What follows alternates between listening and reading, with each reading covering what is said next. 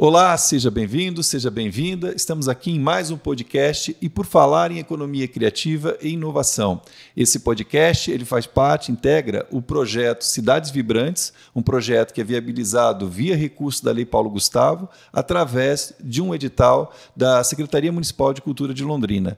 Nessa conversa de hoje, nós estamos aqui, eu, Caio Cesaro, e o Leandro Magalhães. Leandro, bem-vindo aí para essa conversa sobre economia criativa. É isso aí, né, Caio? Estamos aí avançando nesse debate na economia criativa. Nós estamos aqui em novembro, né, começo de novembro do ano de 2024. E quanta coisa, né, nós temos aí pensado nesse ano sobre economia criativa. Se a gente olhar, Caio, lá no começo do ano, lá na época, em abril, na época da exposição, lembra? Sim. A exposição aqui de Londrina, um grande evento da cidade. Nós tivemos um evento lá sobre economia criativa, não é?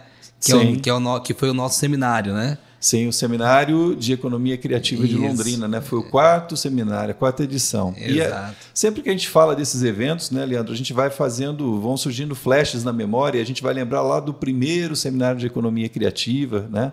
Então, a cidade de Londrina, aos poucos, vem amadurecendo esse debate, né? O tema de economia criativa, nós tivemos também, agora no início de novembro, o ECRIA, que foi o primeiro evento de economia criativa e inovação de Londrina. Foi um dia muito vibrante, eu vou usar essa palavra, porque a gente tem aqui no nosso projeto, né?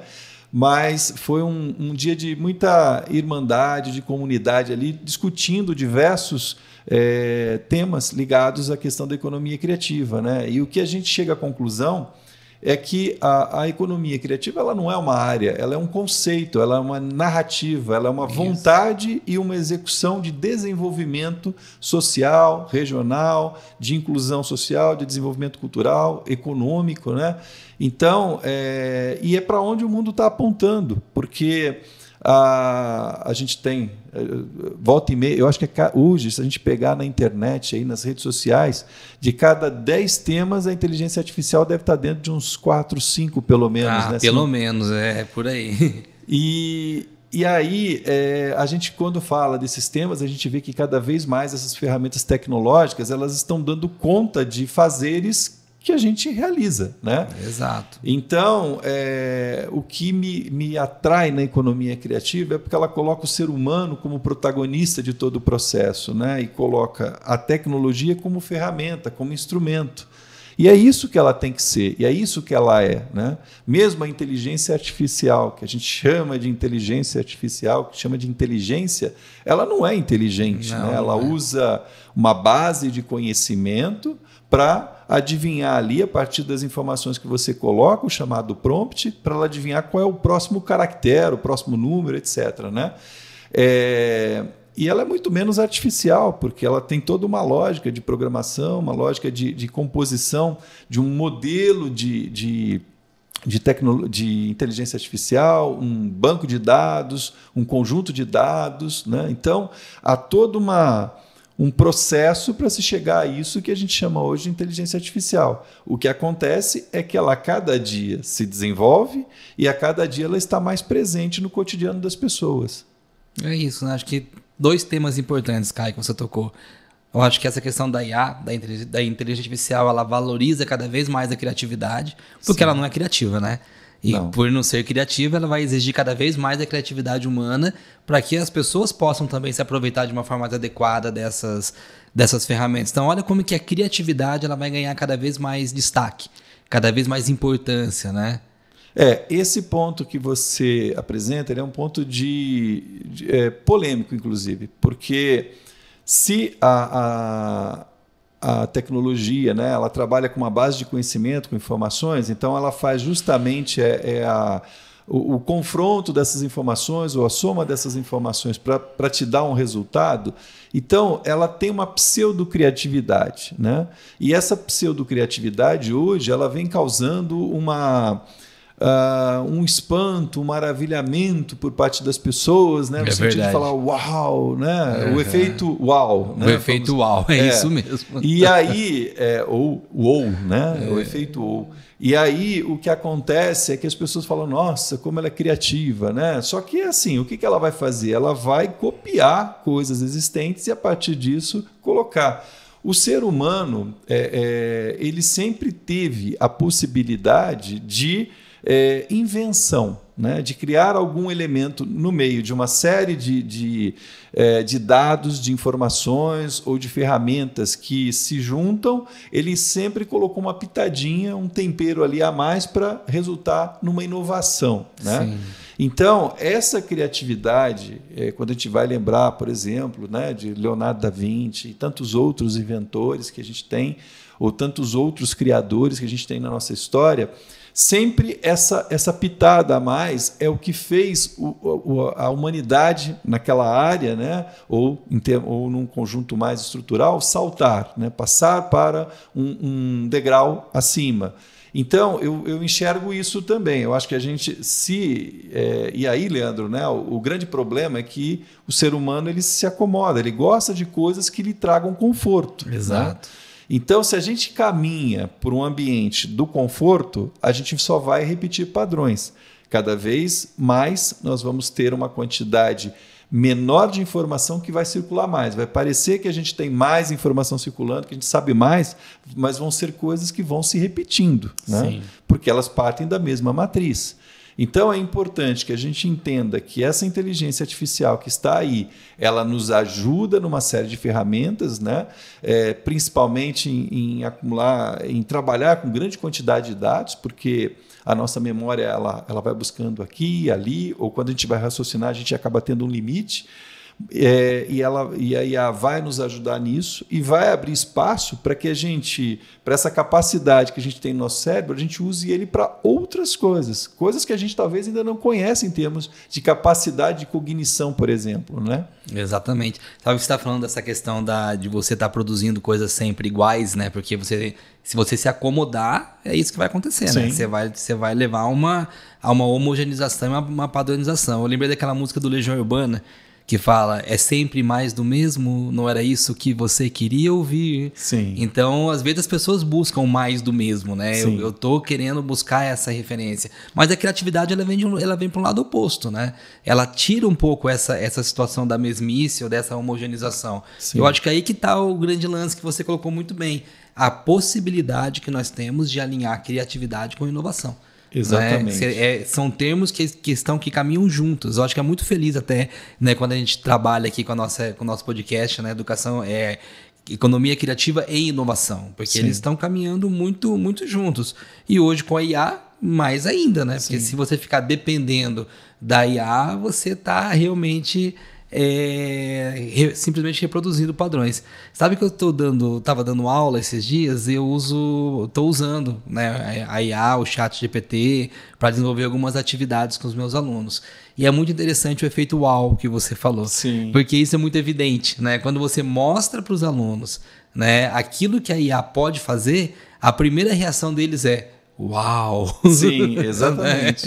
Nossa, eu perdia tanto tempo para fazer o negócio, olha como que ele me entregou rápido. E o grande perigo é, cuidado, né? Ele está te entregando uma parte, ele não está te entregando o todo. Mas o risco que eu enxergo ali nas minhas aulas com os meus alunos é você confundir aquela entrega com o resultado final. Né? Esse é um problema que a gente enfrenta. A gente pega, hoje a gente tem aí nessa parte de NPL, né? A gente tem ferramentas como o ChatGPT, a gente tem o Gemini da Google, a gente tem também o Claude, né?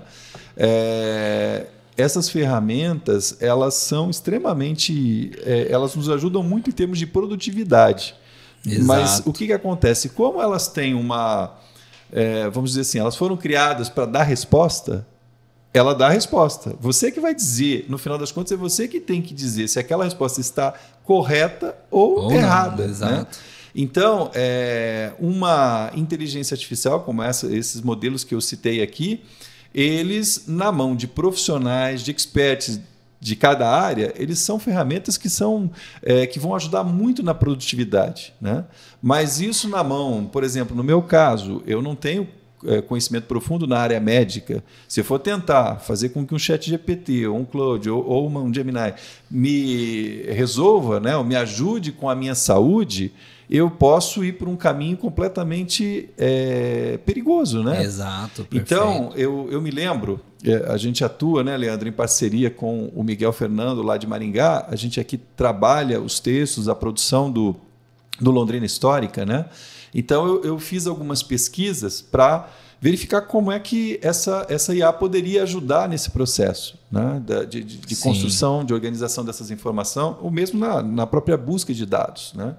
E eu me lembro que ainda no começo do ChatGPT havia um exemplo de uma pessoa que morava em Florianópolis e ele querendo mostrar as potencialidades, os usos no cotidiano dessa ferramenta, ele colocou ali um prompt, né, escreveu para o ChatGPT dizendo que ele estava para receber uma pessoa de fora e que ele queria levar eu queria combinar o papo, a conversa, né, a reunião com essa pessoa num lugar lá em Florianópolis. Ele falou: olha, ChatGPT, por favor, né, me indique 10 lugares que eu poderia levar para essa conversa, assim, assado, com esse objetivo. E ali o ChatGPT citou 10 lugares lá de Florianópolis e que ele se adequava perfeitamente à proposta. Eu falei: olha, que lindo, então vou fazer isso e vou colocar para Curitiba. Curitiba foi bem também, citou 10 lugares que enfim, Curitiba, Florianópolis, Curitiba, você tem 100 lugares, né? Um 100 número de lugares que podem se adequar a esse tipo de proposta, né? E aí eu resolvi colocar de Londrina. E em Londrina ele citou, por exemplo, o Parquingá, né? Então, é assim, o que acontece? Quando você vai para campos onde a informação está toda na internet, né, como tecnologia da informação, ou, por exemplo, pegar uma cidade como Nova York, você tem muitos dados de Nova York que hoje estão dentro desse ambiente da internet. Então, a base de conhecimento que essas ferramentas têm é o que está na internet, né? Exato. Quando você pega temas que não estão ainda, né, não tem uma quantidade de informação suficiente para esses processos que esses algoritmos realizam, você vai ter informações incompletas, inconsistentes, né? Ou até mesmo erradas. Exato. Então, é preciso que quem vai usar o ChatGPT, o Claude, ou o Gemini, ou qualquer outro modelo de inteligência artificial, que ele saiba o que está fazendo, que ele conheça o limite da ferramenta, né? Porque esse efeito ou leva a uma ideia de que, nossa, isso agora vai resolver meus problemas e vai me dar dinheiro, né? Porque hoje também a modinha é dizer, ganhe dinheiro com inteligência artificial, né? Exatamente. Eu sempre falo que você tem que responder a seguinte pergunta: você pode assinar isso aqui? Você pode se responsabilizar por esse conteúdo, por essa informação, né? Isso é fundamental, porque se eu não entendo nada de medicina, eu não posso me responsabilizar por um conteúdo, um material que vem ali em relação à medicina. Sim. Então, esse é um fator primordial. Eu posso me responsabilizar por isso aqui, eu entendo dessa informação, eu valido essa informação que está vindo aqui, né? Porque se uma pessoa não é de Londrina, por exemplo, ele pode achar que o Parquingá é Londrina. Claro. Né? Ele pode entender que aquela informação ela é correta. E olha como isso afeta, né, Caio? A gente está falando aqui muito de IA, inteligência artificial, como que isso afeta a questão da produção e quando afeta a economia criativa.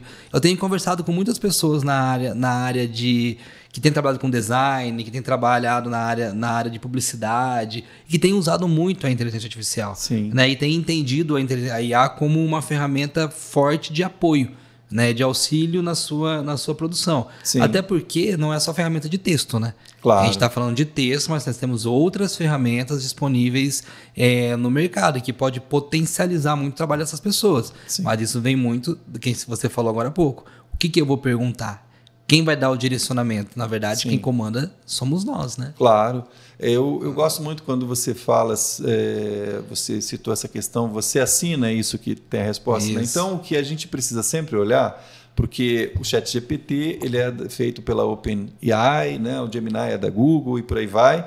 Então, essas empresas elas não são especialistas nessas áreas que a gente está usando. Né? Então, o que a gente precisa fazer, muitas empresas ou pessoas estão usando APIs desses modelos de inteligência artificial para aplicar na sua atividade, no seu produto específico. Exato. Então, o que a gente precisa olhar é o seguinte, aquela entrega está vindo por quem? Quem que está assinando? Né? É um profissional está assinando que ali, olha, ele já passou todos os comandos ali para o ChatGPT ou para outro modelo e ele está entregando um conteúdo que esta pessoa está assinando ou esse instituto, ou essa empresa. Né? Então, é importante que a gente olhe isso, porque quando a gente lida com essa ferramenta diretamente, a gente está assumindo essa responsabilidade sobre aquilo que está sendo gerado. Exato, né? É isso mesmo. Então, é esse cuidado que a gente tem que ter. Eu sempre gostei também de uma outra figura de linguagem, que é olhar para essas ferramentas de inteligência artificial e entender que eles são um estagiário. Né?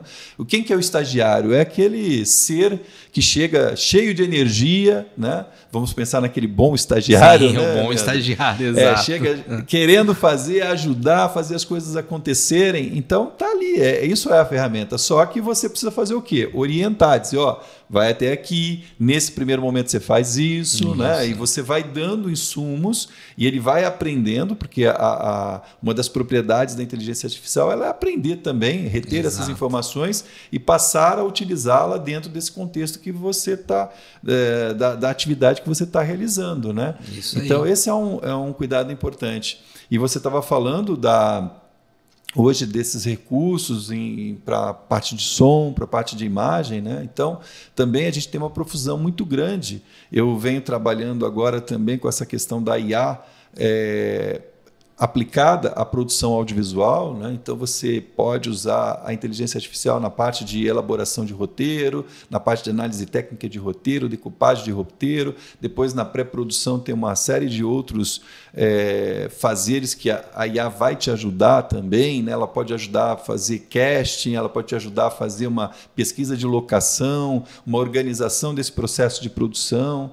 Na hora da filmagem, você tem hoje a IA dentro das câmeras que vão te ajudar a fazer um setup de iluminação, vão te ajudar a fazer também um set de cores ali. Então, tem uma série de instrumentos, de ferramentas de IA que hoje já estão dentro de equipamentos, já estão dentro de softwares. Né? A gente muitas vezes nem se dá conta de que você está usando a IA, mas ela já está no seu dia a dia. Né?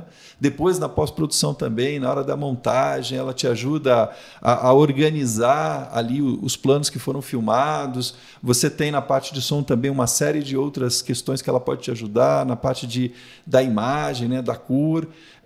Na construção dos créditos ali também ela tem. E ela pode, inclusive, no final das contas, te ajudar com um plano de comercialização dessa obra. Né? Isso, muito interessante.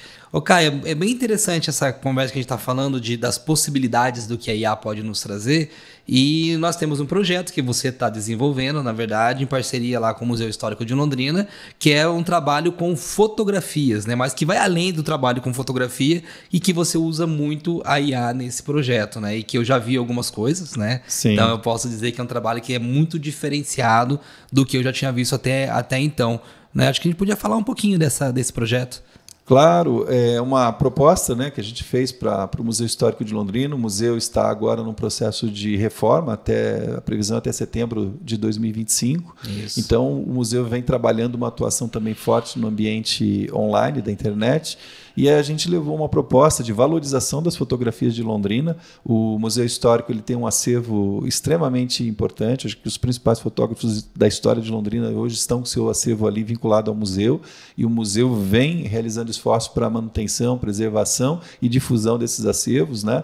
Então, hoje, com a inteligência artificial, o que a gente está fazendo é buscar dar uma nova roupagem, né? Um novo ponto de vista sobre essas imagens, mantendo ali a sua originalidade, né? As suas informações, mas aplicando alguns algoritmos para criar um movimento nessas imagens. Olha que legal. E não são movimentos dos elementos das imagens, sabe, Leandro? Esse é um outro cuidado que eu procuro tomar, porque hoje a gente tem a possibilidade de colocar uma fotografia. Hoje há um número muito grande de serviços online ou de aplicativos no celular que você coloca uma imagem estática e ele cria um movimento. Né? Porém, quando a gente lida com personagens reconhecíveis, né, na história ou da nossa família e tudo mais, a IA vai estar criando um movimento que não é o movimento que aquela pessoa fazia, né? Ela não tem esse conhecimento. Sim. Então, por exemplo, quando eu me lembro, eu tenho, por exemplo, nos filmes antigos aqui de Londrina, a figura do Mr. Thomas, o Sr. Arthur Thomas, né? Então, o Sr. Arthur Thomas é um cara que, ali na imagem que aparece, ele devia estar na faixa dos seus 60 anos para 70 anos, e ele é uma pessoa que caminhando ele manca, porque é uma pessoa que participou da guerra, sabe? Ele tem uma história de vida, né? Ele tem um jeito peculiar ali, nessa época, nos anos 40, 50, né? Ele fumava, então ele tem um ritmo de movimentação de braço para fumar e tudo mais, que se você colocar na IA, provavelmente ela vai colocar uma outra coisa. Exato. Né? Então, quando a gente está lidando com materiais históricos, um cuidado que a gente tem que ter é justamente esse, de não distorcer uma realidade, porque você está criando uma outra verdade sobre um fato histórico. Né? Então, esse projeto ele toma todo esse cuidado, ele busca ser uma câmera que viaja entre os elementos da cena. Né? E aí, somente você vai ver movimentos de pessoas quando existir, quando são pessoas que não são reconhecíveis na cena, não são identificáveis. Quer dizer, você não está falando assim, olha ali, está o Leandro, olha como ele se movimentava, olha como que era. Né? Então, é um processo delicado, demorado, né? Não é um processo feito desse que você coloca ali o material na IA e daqui 5 minutos ela te dá um resultado. Né? Então, ela tem toda essa curadoria, e isso eu conto muito com a ajuda do professor Leandro, né, Leandro, que também é um expert nessa área de patrimônio. E esse é um projeto que a gente, com muito orgulho, está realizando essa parceria e colocando em ação durante esse período de aniversário da cidade de Londrina. Londrina está fazendo 90 anos, né? Sim, que legal. Ou seja, o pessoal vai conseguir ver isso aí. Claro. Isso aí. Vai estar, né, nas redes sociais da Educriativa, nas redes sociais do Museu Histórico de Londrina. Isso. E a gente espera que as pessoas que tenham acesso a isso possam replicar para suas redes também, porque são imagens do nosso passado e que a gente faz uma releitura e apresenta nesse momento de comemoração, né, de 9 décadas de Londrina. Isso aí. Estamos falando de história, de cultura, economia criativa, tecnologia, né, Caio? Então, ver como que essas coisas todas estão integradas. E deixa eu aproveitar para te falar de um outro projeto seu. Né? Que é aquele projeto que você diz que você desenvolve em relação a filmes, né? Restaura filmes, né? Que não é um trabalho simples e também não é um trabalho comum que você, né, vem desenvolvendo, parte desse trabalho com o apoio do Promic, né? Sim. Que também envolve um pouco de tecnologia, também usa um pouco de inteligência artificial nisso daí, né? Quando a gente fala de trabalhar as imagens que estão no computador, né, e imagens digitalizadas, aí vira tudo tecnologia, né? Exato. Eu fiz a remasterização de filmes do Rico Amoldihara, que é o pioneiro do cinema londrinense, são imagens dos anos 40 e 50, isso graças a um apoio recebido do Promic, Programa Municipal de Incentivo à Cultura. Essas imagens elas foram remasterizadas ali entre 2022 e 2023. Inclusive, nós estamos agora, por esses dias, por ocasião dos 90 anos de Londrina, programando sessões na Associação Médica de Londrina, que também é um parceiro da Educriativa, né? Isso. E elas mostram imagens do passado. Né? Então, nós conseguimos, através de tecnologia, que inclui também IA, não só, mas também, e isso é importante, né? Porque hoje em dia se fala em IA, parece que ela resolve todos os problemas. Tudo, né? E não é isso. Então, ela teve um momento, porque tem um momento que ela pode atrapalhar, né, você atingir um determinado objetivo. Então, a gente utilizou tecnologia, recursos de algoritmos da área de computação, mas também algoritmos de inteligência artificial para recuperar determinados elementos, tirar riscos, tirar problemas de falta de sequência de imagens, ajustar o ritmo, né, o tempo, porque é muito comum a gente assistir filmes antigos e ver ali a pessoa correndo mais rapidinho. Né? Aquilo ali é um problema de ajuste de velocidade. Né? Então, nós fomos para aquilo, fizemos algum tratamento também de ajuste de cor, porque às vezes você tem uma imagem que está mais exposta, então fica muito claro, outras ficam subexpostas, então a imagem está muito escura, então algum ajuste nisso a gente fez também no campo da nitidez da imagem. Então esses processos foram feitos em cima de filmes que não existe mais o seu original, né? Só existia um material que estava em vídeo, foi depois digitalizado e aí a gente fez tratamento disso. Né? Então são imagens como eu disse, da década de 40 e 50, e que mostram o passado dessa cidade e são extremamente importantes quando a gente pensa em identidade cultural, né? E eu gostaria, Leandro, agora também de puxar um pouco para o projeto que você está desenvolvendo, que é o projeto junto aos professores do município, que é o de educação patrimonial, né? Isso. No qual eu tive o prazer de ser professor e ali, ao passar informações, ensinar os professores a como colocar o vídeo dentro dos seus fazeres cotidianos ali e com esse olhar para a educação patrimonial, né, também a gente deu subsídios de como utilizar a inteligência artificial nesse processo. E eles estão usando. É muito legal porque o Caio trabalhou conosco nesse projeto, né? Um projeto vinculado ali também com patrocínio do Promic, que está vinculado a professores do município de Londrina, com o apoio da Unifil. E esse projeto, os professores, eles aprenderam, né, muitas técnicas, né, Caio? Sim. De como utilizar ali a ferramenta, como trabalhar com o celular, né?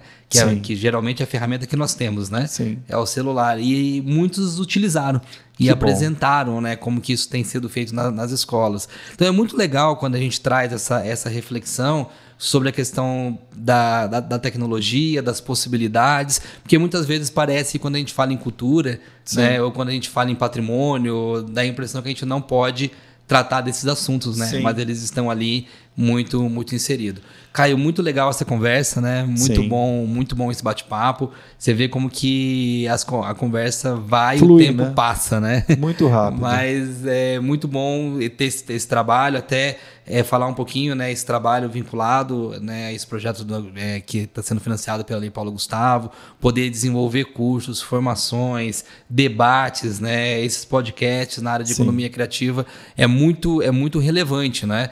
E eu acho que isso é possível por conta dos financiamentos que nós temos tido, tem que ressaltar isso, né? Nós temos financiamentos públicos, então a gente tem aí a Lei Paulo Gustavo, falamos muito do Promic, mas também a parceria, né? Se não fosse essa parceria, certamente esses projetos não teriam acontecido. E o que eu vejo, né? O Cidades Vibrantes, ele é um projeto que ele estabelece uma série de conexões, né? Como a gente falou, através dele também que a gente está desenvolvendo o Seminário de Economia Criativa.